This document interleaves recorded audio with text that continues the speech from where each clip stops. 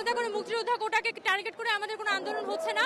আমরা কিন্তু মুক্তিযোদ্ধার কোটা আমরা বেশিরভাগ আমরা বলছি কেন, কারণ এখানে যে 56 ভাগ কোটা আছে সেটার মধ্যে পুরো 30% কোটা মুক্তিযোদ্ধার, এবং এই 30% কোটা সুবিধাভোগী কিন্তু এখানকার মুক্তিযোদ্ধারা এবং তাদের যে থার্ড জেনারেশন তারা।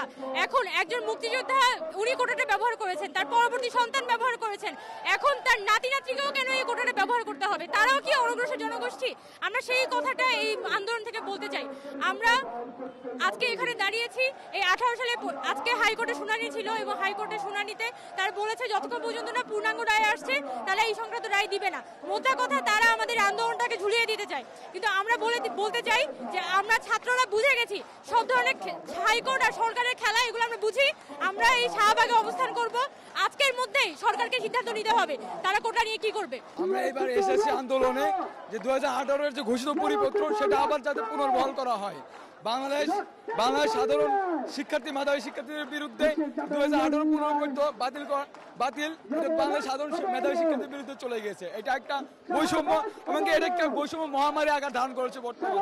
আমরা সাড়ে বাতিল এই পরিপত্র 2018 সালের পরিপত্র আবার পুনর্বহাল করার জন্য আমরা এই রাস্তায় এসেছি, এজন্য আমরা এই রাস্তায় অবস্থান করছি।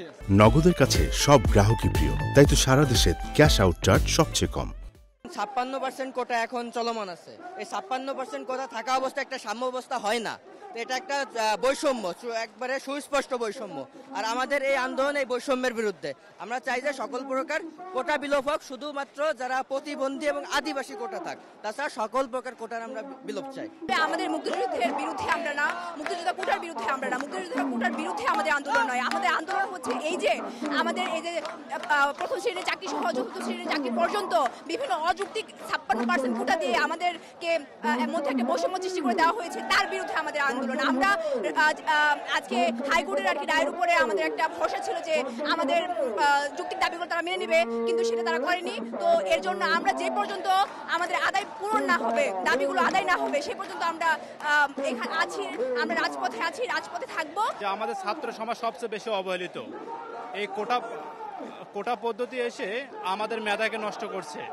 আমরা চাই শুধু মুক্তিযোদ্ধা নয়, মানে সকল কোটাই একরকম বাতিল করতে। তবে সেই ক্ষেত্রে যারা পিছিয়ে পড়ে আছে তাদেরকে এই অগ্রাধিকারটা দেওয়া যায়। তবে সেই ক্ষেত্রে মুক্তিযোদ্ধা নয়, বরং যারা এতিম আছে, যাদের বাবা মা নেই, তাদেরকে কোটা দেওয়া উচিত। যদি কোটা থাকতে হয় তাহলে পোষ্য কোটা নয়, রিক্সাওয়ালা দরিদ্রের ছেলেমেয়েরা, কৃষক শ্রমিক দিনমজুরের ছেলে মেয়েদের কোটা পাওয়া উচিত, কারণ তারা ওদের পিছিয়ে আছে। নগদের কাছে সব গ্রাহকই প্রিয়, তাই তো সারা দেশে ক্যাশ আউট চার্জ সবচেয়ে কম। 56% কোটা নামক একটা যে বৈষম্য রয়েছে, 100 জন নিয়োগের ভিতরে 56টা কোটার মানে ভিত্তিতে নিয়োগ হয়ে যাচ্ছে।